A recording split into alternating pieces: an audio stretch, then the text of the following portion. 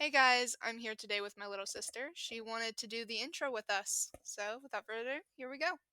Welcome back to Jelly Beano's Audios.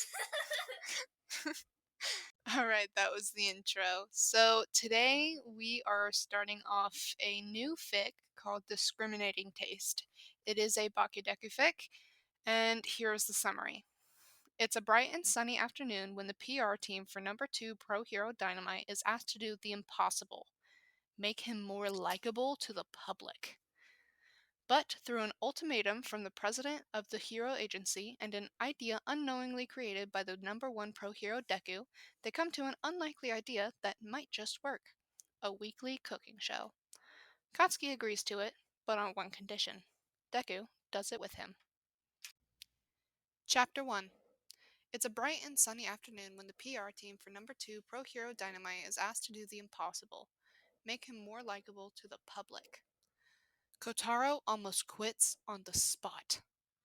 He spends a long moment standing at his desk, staring at all the pictures and miscellaneous other decorations he has acquired over the last 6 or so years that he has spent working with the PR department of the Hero Agency, and considers whether he would be able to fit them all into one cardboard box, or if it would take him 2 trips to get them all out to his car. He's been given a lot of challenges in his time working in PR, but before this moment, he's never been given something he considers outright impossible. It's true that Katsuki Bakugo, known to the public as the Pro Hero Dynamite, is number 2 in the rankings. But it has nothing to do with his popularity and everything to do with how skilled of a hero he is. Nobody can deny that he's talented, dedicated, and hardworking. He's practically run himself to the bone more than once and has put his life on the line to save the entire city more times than some pro heroes of the past ever did in their entire career. And he's only been a pro hero for a few years.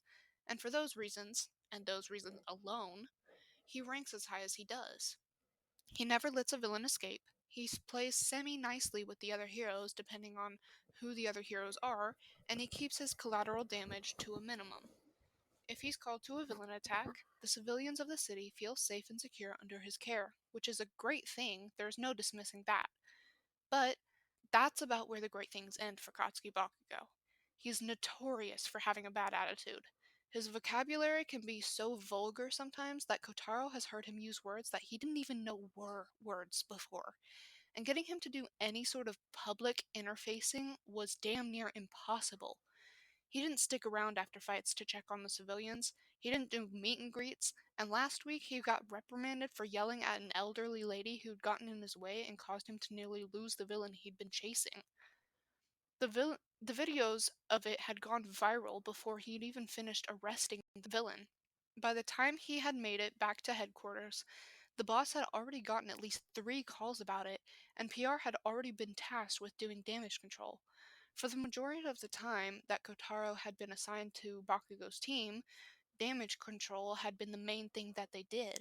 It was becoming somewhat of a specialty of his at this point, and as much as that wasn't a particularly good thing to be able to admit, it was this very reprimand that had spurred the Hero Agency to take such a long stance on changing his public appearance. Everyone has always known that it was bad, but he was consistently ranking high and continued to put out good work, so it was something that everyone had agreed in one of those unspoken sort of ways to just sweep under the rug and ignore until it couldn't be ignored anymore. This appeared to be the moment that it couldn't be ignored anymore. And really, Kotaro could find another job. Really, he could. He wasn't sure what else he could do after all the years he'd spent training for this job and then training at this job. He didn't really have skills that suited him for something else. But he was willing to scrap his whole career and start over before he was willing to have the black mark that was Katsuki Bakugo's public reputation looming over his head for all of eternity. Because right now, he could still get out. But if he tried to get out after what was undoubtedly about to be the biggest failure of all time, well, nobody would take him then. What work would he have to show for himself? He would have to point to the flaming mess that was Bakugo's reputation and say that he had been in charge of that and it had still turned out that way. He would have to say that he had a hand in that. And who would hire him after that? Surely nobody would take him then.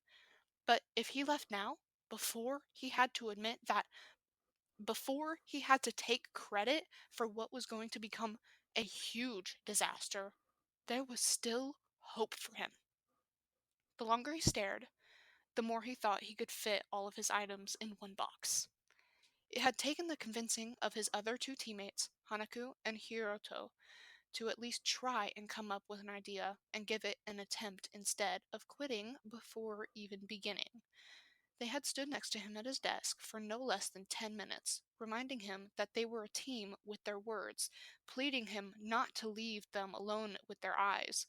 They had been through a lot together, the three of them, and Kotaro couldn't let them down.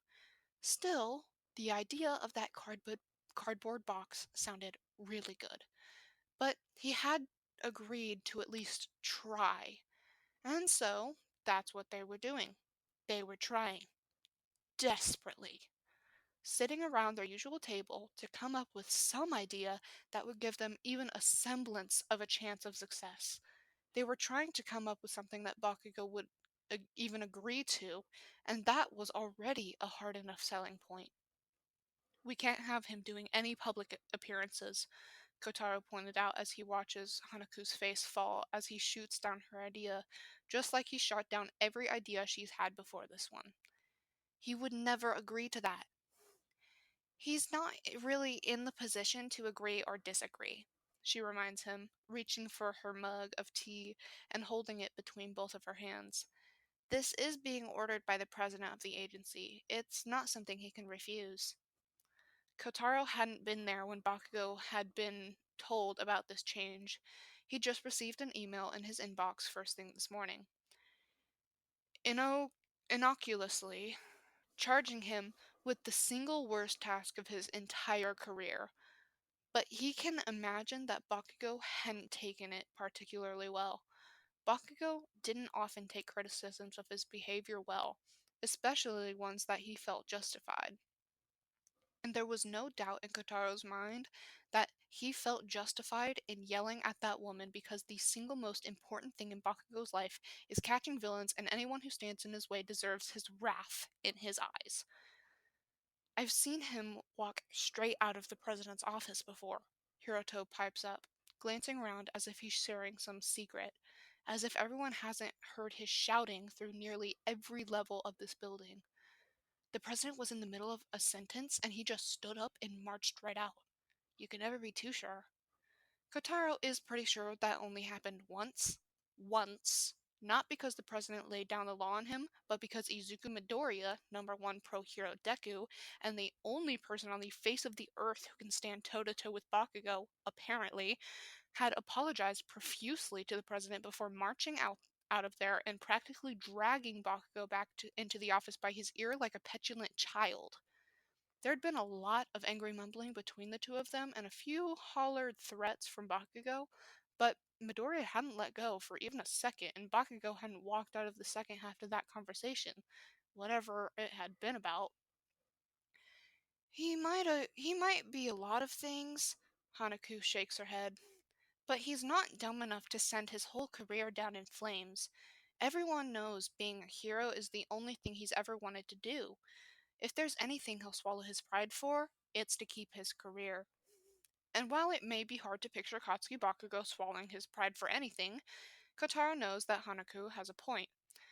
Anyone who has spent any amount of time with him, and PR certainly has, or has tried to at the very least, knows that being a hero is the most important thing to him. So if he were to ever swallow his pride, this is the thing he would swallow it for. It's just a matter of finding the right tactic that not only gets him to agree, but makes him seem likable without changing too much of who he is. It's a matter of, Kotaro's mind snags on Hanaku's statement, playing it in his mind. The first threads of an idea start to form in his mind. What we need, Kotaro continues on, his brain follows down a new train of thoughts. is a way to let the public get to know more about him. Because what do we know besides the fact that he's always wanted to be a hero? Practically nothing.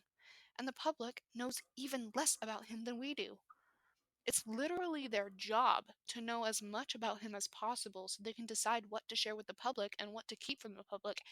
And even they don't know a damn thing about the man. On one hand, it has made their job a little bit easier over the years. There's no decision to be made about what to keep from the public when Bakugo chooses to keep everything from everyone all on his own. There's never any loose ends to tie up, never any scandalous photos surfacing or rumors spreading. He keeps everything under such tight lock and key that the only damage control they're ever doing is over his bad attitude. But it also makes it very hard for the public to connect with him. And right now, with the public feeling alienated and frustrated with him, that's what they need. They need to see him as a person, not just a hero. They need to know and understand him, to relate to him, to sympathize with him, if that's what it takes. Kotaro doesn't care. They just need to feel something towards him other than distaste. You think that there has to be some humanity in there somewhere? Hanako teases, smiling as she finally takes a sip of the tea she's been holding all this time. We just need to find it and expose it. I mean, he is human, Kotaro argues before sighing, his shoulders dropping as he leans back into his chair. But I'm not exactly willing to end up hospitalized with burn wounds because I tried to be nosy when he didn't want me to be.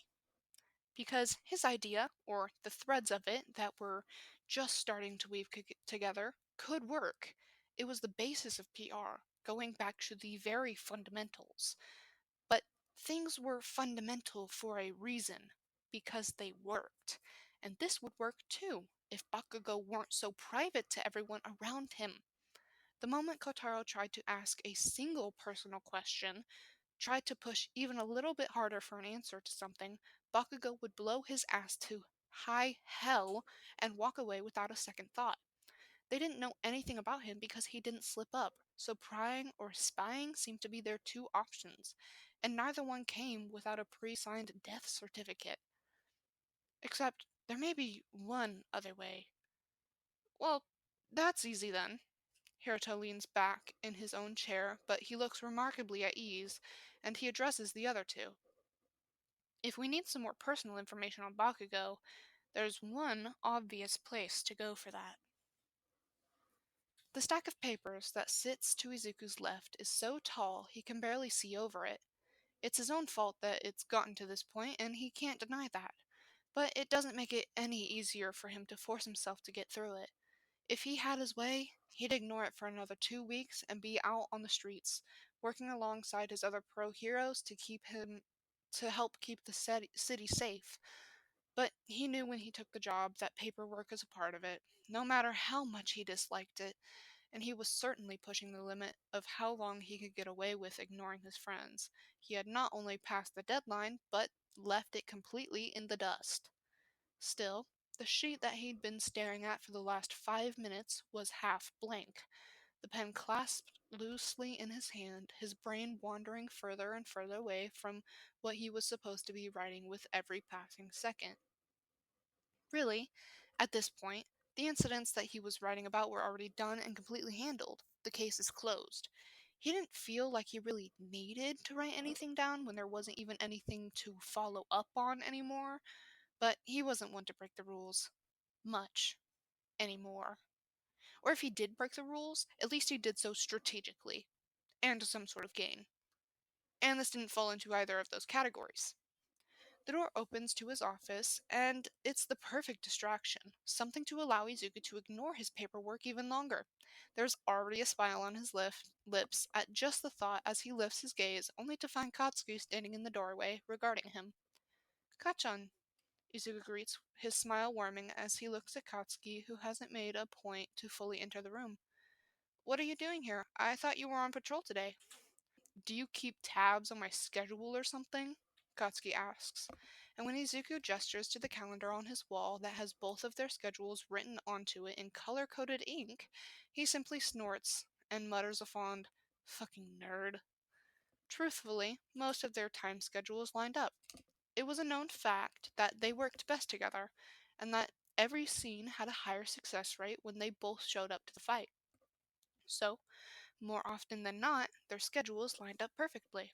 It had been one of the reasons they had chosen to go to the same agency after graduation. They had wanted to be able to continue working together, developing their teamwork and furthering their skills, and Izuku had wanted to keep spending time with Katsuki.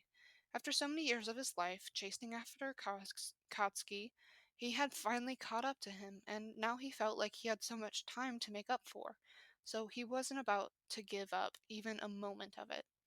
But there were times like today where Izuku had procrastinated his paperwork past the point of no return, and so they were forced to be separated for a day until he could catch back up again. Katsuki was better about his paperwork, cramming it in over his lunch break or getting a few pieces done every night before going home. Izuku admired his dedication. He had been that way back at UA too, so dedicated to his studying and always done with his homework well before everyone else. And it wasn't that Izuku didn't find the paperwork valuable, it was just that he found it tedious and boring and generally stupid and useless. And okay, he just hated doing it and was usually too tired to think straight by the end of one of his shifts. So, what are you doing here? Izuku asks after a moment of silence when Katsuki doesn't elaborate any further. Katsuki hesitates for a long second in the doorway before finally stepping into the room, and now that he's all the way inside, Izuku can see that he's holding something in his hand. The way he had been leaning on the doorframe, he had been hiding it before, blocking it behind the wall. Izuku recognized the lunchbox immediately, and he can feel the confusion on his face as he watches Katsuki approach his desk.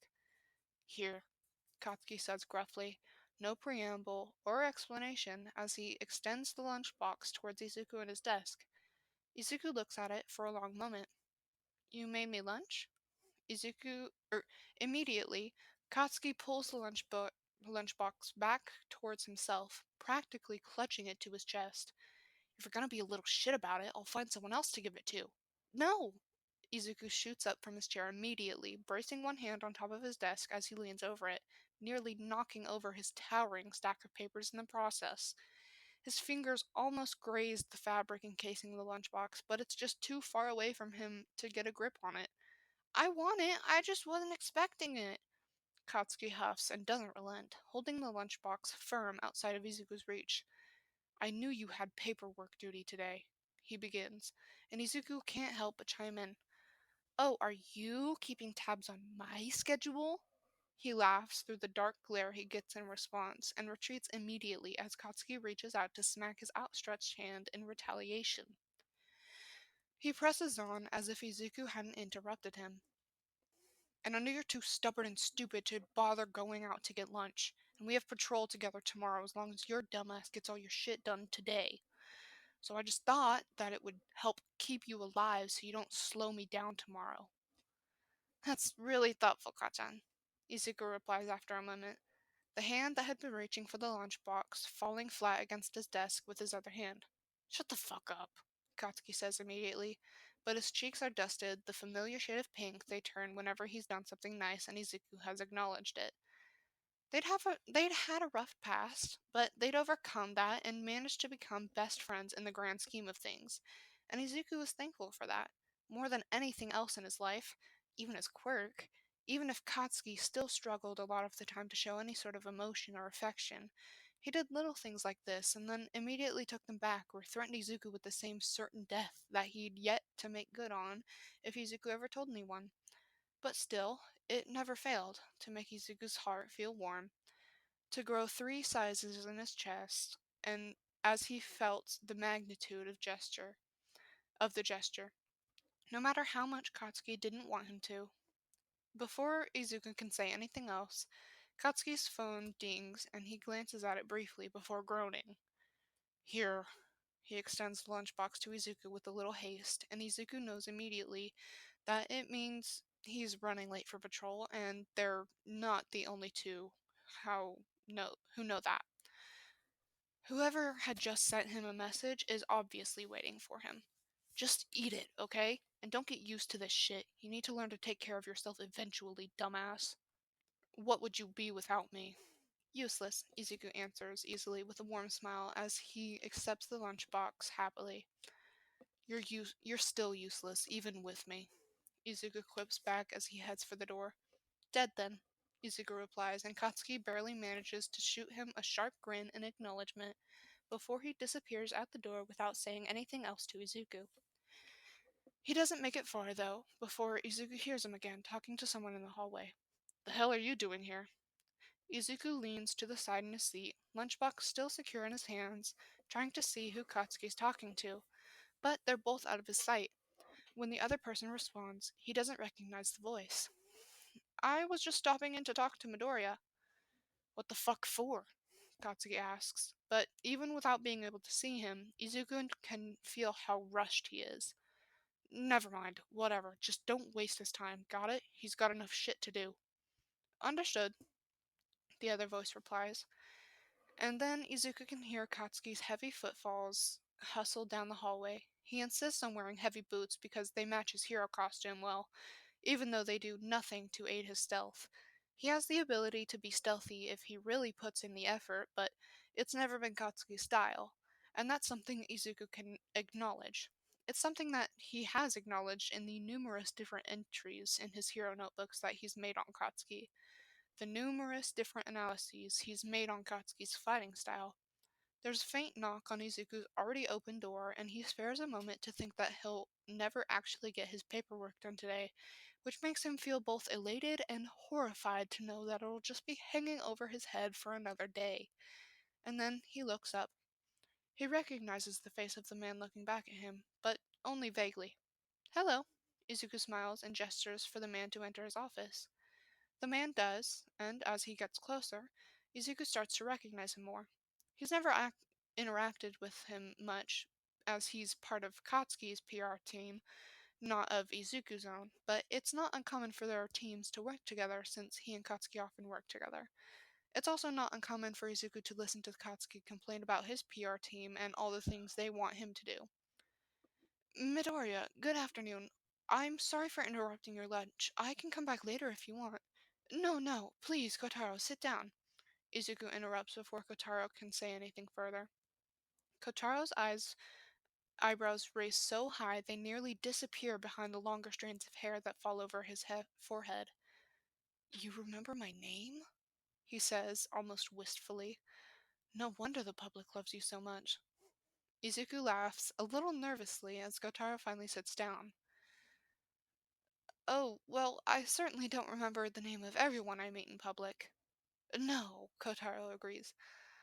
I imagine that would be nearly impossible. Are you sure I'm not interrupting your lunch? Izuku glances down at the lunchbox on his table. I'm sure.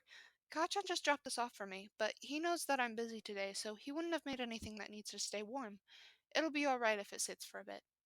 If Izuku had thought that Kotaro had looked surprised before, it was nothing compared to how surprised he looked now. Bakugo made that?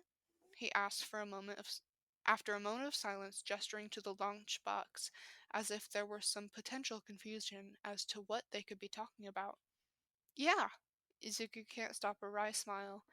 It's not that Kotaro would be surprised to find out that Katsuki can cook. It seems drastically out of character for the notoriously gruff and unapproachable man that Katsuki was.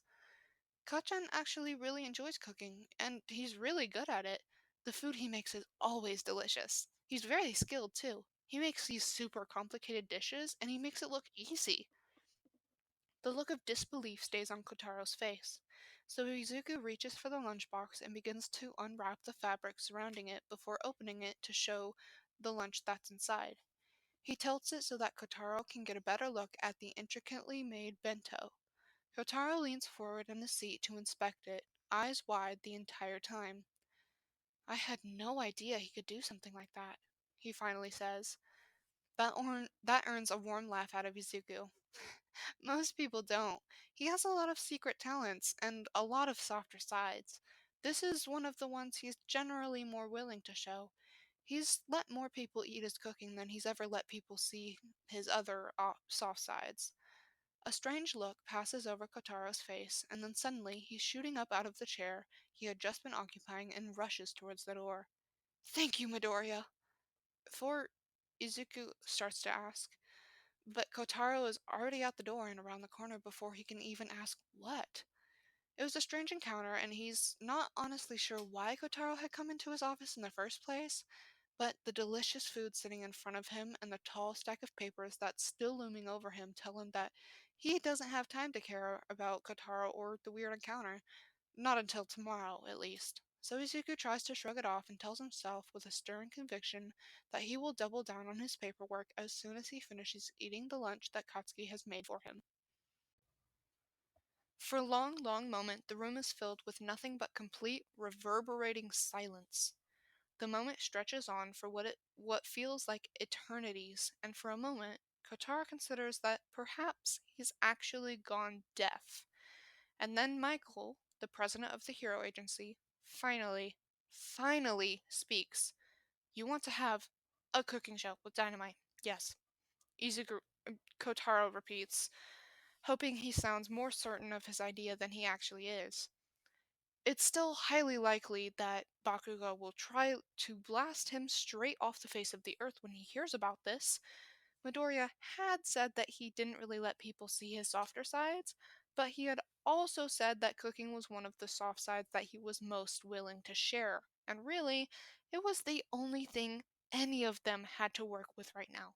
So Kotaro was going to take it and he was going to run with it. And then he was likely going to keep running because he would have a very angry number 2 pro hero chasing him down with a string of creative cursive words flying out of his mouth. Michael regards him, but he doesn't shut the idea down immediately, and that's definitely progress. Elaborate. Kotaro looks over to Hanaku and Hiroto, who are looking at him with equally shocked expressions. He hadn't really given them any additional heads up. In fact, he'd barely slurred the idea out to them before dragging them straight to Michael's office and practically barging in the door before he even remembered to knock. If he was going to try, this was going to be his attempt. This was just the right amount of absolutely insane to work. Well, I figure it can be something that we stream so that way Dynamite doesn't have to do any actual public interaction. But it's a great way to let the public know more about him. If we give him free range to cook whatever he likes, he's likely to share family recipes, which will lead to stories of his childhood or where the recipes came from. Plus, it's a relatable skill and a way for him to connect with the public. Everyone needs to cook, Kotaro explains, and much to his delight, he watches Michael nod along to each point he makes. It will take some figuring out where to hold it, what time of day can Dynamite take off of work to cook. Do they stream it live, or is it the kind of thing they should film ahead of time and then air later? But those were questions for him, Hiroto, and Hanaku to research if they got the green light from both Michael and Bakugo. Those were questions that he didn't need to worry about right now because they didn't matter unless he got approval of his idea. Those were the easier details. The things he could figure out with a few clicks of his keyboard. He didn't have to stand in the middle of his boss's office sweating to come to a conclusion about those.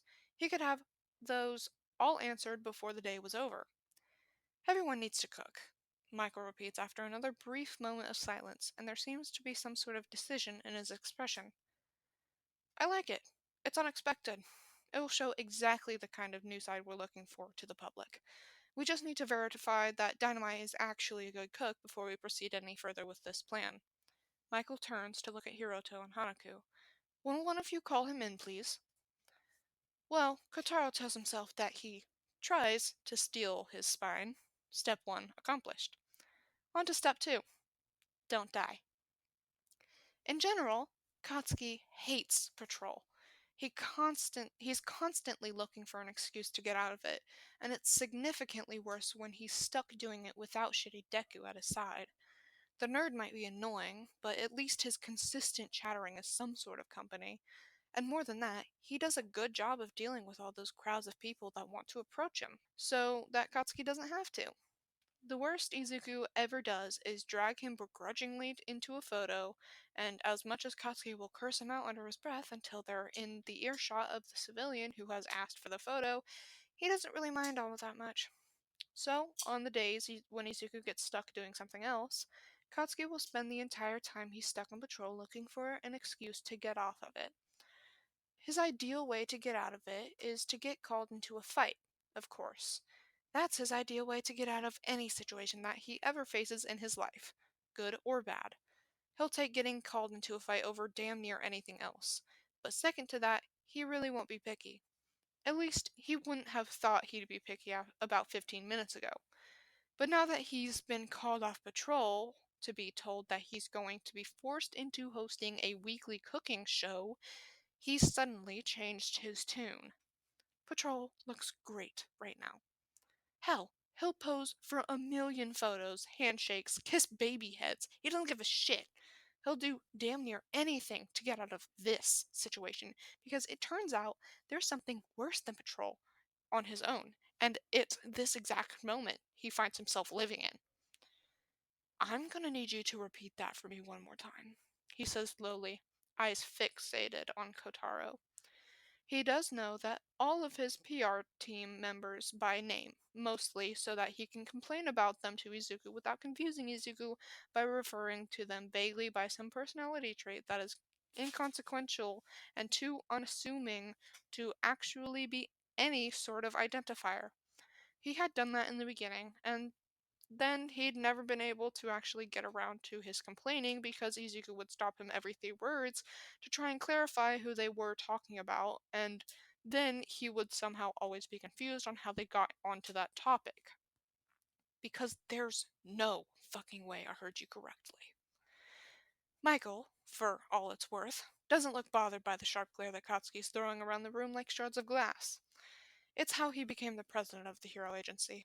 He had been able to wrangle a bunch of pro heroes and keep them in line and check their behavior, and he couldn't do that if he wilted underneath their attitudes or felt threatened by their quirks. It was why he seemed so confident giving this assignment to Katsuki, so certain that he would accept his fate without much of a fight. What a bold thing to think, after knowing Katsuki for all these years. Katsuki, of all people, never went down without a fight for anything, and this was certainly not about to be any sort of exception. His PR team, though, looked properly frightened, and Kotaro looked like he might be physically incapable of repeating the words he just said to Katsuki, as if they had literally been chased straight off his tongue. He was staring vaguely in Katsuki's direction, but was definitely not meeting Katsuki's gaze, no matter how hard Katsuki stared directly at him. This will only benefit your career, Michael answers when Kotaro doesn't seem to be able to step up the way he needs to. Katsuki almost wants to smile wickedly at the knowledge that he scared Kotaro into silence. Your popularity will increase and you'll gain an entirely new fan base. I don't need any fan base, Katsuki spits, but this is when he knows that he's starting to lose. He and Michael have had this argument more than once in the years that Katsuki had been working at this agency, and every time they have, it's ended up with Michael getting his way in the end. I didn't become a hero so people would post my face on their walls or some creepy shit. I became a hero to catch villains, and I can't do that if I'm too busy playing house and making soup. Michael infuriatingly looks bemused.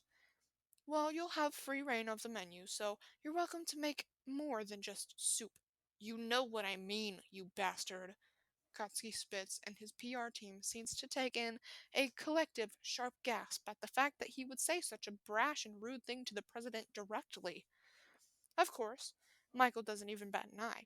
He's even more of a bastard than Katsuki accused him to be. Your options are limited. Either you agree to this cooking show in an attempt to repair your public reputation, or you're put on leave for a currently undetermined amount of time. Michael reclines in his chair and levels Katsuki a look that comes with the same levels of intensity that Katsuki's own has been giving off since he walked into this room 10 minutes ago. In the time that Katsuki has been a pro hero, and before that, really, even back when he was a student at UA, he's dealt with his fair share of bureaucratic bullshit, but this was taking the cake. All he'd done was ask that old woman if it was possible for her to move her old ass any slower, A valid question, really, because Katsuki didn't think he'd ever seen someone move that slow before, and when she'd gotten offended instead of understanding his point, he told her to find the fuck out because he had places to be and she was getting in the way of him being there. And sure, it wasn't his best move, he could admit that, but also wasn't the first time he'd done something like that, so he wasn't sure why he was suddenly being punished for something that wasn't a new behavior. Where did you even come up with this god-awful idea anyways? Katsuki asks, instead of addressing Michael's statement. He refuses to give the bastard the pleasure of bowing down to his ultimatum that easily. The question seems to give Kotaro back the courage to talk, and he looks pleased for a moment. Like Katsuki asked him something he actually knows the answer to. I saw the lunchbox you made Midoriya. Katsuki should have known. He should have fucking known that Izuku would somehow be involved in this, because there wasn't anyone else that really knew Katsuki could, let alone that he liked to. Back at UA, he had cooked few times. So some of the other pro heroes, but certainly not enough to think of him as anything above ordinary, or that his skills were beyond that to just get him by. And even if any of them remembered his skills as better than what they were in high school, it wasn't like any of them were loitering around his agency headquarters just waiting for a moment to gossip about his cooking skills. But he had seen Kotaro outside of Izuku's office earlier today, right after he dropped off the lunchbox. He thought it was suspicious since Kotaro was a member of his PR team and not Izuku's, but he'd blown it off since his and Izuku's PR teams had worked together on things in the past. Now he finds himself regretting it, wishing he had pressed for more answers despite the fact that he'd already been late for patrol. Now he wishes he had dragged Kotaro out of there himself, insisted that the damn nerd had too much paperwork to do. Something that would have prevented the two of them from ever talking and leading to this. Should have known it would have been fucking Deku. Katsuki mumbles under his breath. Well, I don't think Midoriya has any idea, Kotaro wishes to explain, coming immediately to Izuku's defense. He was just telling me how good you are at cooking and how delicious everything you make is, and I sort of ran out of there as soon as I got the idea. And if your cooking is good enough for the number one pro hero, it must be good enough for the rest of the world, Michael adds in. It's not wrong. His cooking is fucking excellent. It's good enough for the rest of the world, and it's definitely good enough for Izuku. The damn mooch is constantly eating as much of it as he can get his hands on. He practically never has any food in his own house, and instead shows up at Katsuki's door exhausted and starving most days of the week. Katsuki has started to make 2 servings of everything he cooks out of habit at this point because he knows that Izuku will always eat. Okay, Katsuki meets Michael's gaze head on, finally, and he knows he's about to hate every word out of his mouth. But he's been given an ultimatum, and as much as he fucking hates it, he has no actual choice here. Michael has twisted his arm, and everyone in this room knows it. I'll do the stupid fucking cooking show on one condition. Name it. Michael leans forward in his chair, gaze unwavering, clearly interested in what Katsuki's demand could possibly be. Deku does it with me. For a moment, Katsuki thinks he can see all the jaws in the room drop to the floor. Can Midoriya even cook? Kotaro asks. Hell no, Katsuki answers immediately. Not like me. But he can eat. And he was there, wasn't he? When I yelled at that old woman, he was there and he didn't do anything to stop me. Plus, he inspired this whole cooking idea, so I think it's only right that he's part of it. I cook, he eats. There's an unreadable expression in Michael's gaze, and he stares back at Katsuki, hands clasped on the top of his desk, as he clearly weighs out his options here. The biggest problem that Katsuki sees with this idea is that it would mean taking the top 2 heroes off of the streets at the same time, but he figures that's something that can be worked out. They do get days off after all. And clearly, this is still a brainchild that's in the development stages, so whatever wrinkles are being presented now can be ironed out before the whole thing is executed. Fine, Michael agrees after a moment. You have a deal. For a maximum of 6 weeks, you two will be making one cooking video per week. I'll have your two teams meet and get to work on the logistics of it, and we'll go from there. Fine, Katsuki agrees gruffly, even though he hates it. 6 weeks of cooking videos won't be the end of the world, he tells himself. He cooks himself and Izuku dinner damn near every night anyways. Now it's just going to be recorded. It'll be an inconvenience, absolutely, but it's not like he's going to be forced to learn some brand new skill or something. Plus, it was going to give him the perfect opportunity to get back at the goddamn nerd for putting him in this position in the first place. He was already mentally running through every spice recipe that Izuku hated. And Katsuki? Michael says as Katsuki starts to turn and reach for the door handle, ready to dismiss himself because this conversation has been a train wreck since the beginning. The whole point of this is to let the public get to know you.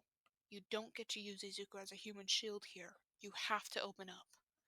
He hadn't been planning on using Izuku as a human shield, just on getting some plain old revenge on him, but now that Michael had put the idea in his head, it didn't sound too bad. Alright, that was the end of Chapter 1 of Discriminating Taste by Jenigans1207, capital JENIGANS1207, Discriminating Taste. I hope you guys liked this podfic, and if you did, please like, subscribe, comment, whatever you want, and if you like the story, please go and give kudos to the original author. See you guys next time. Bye!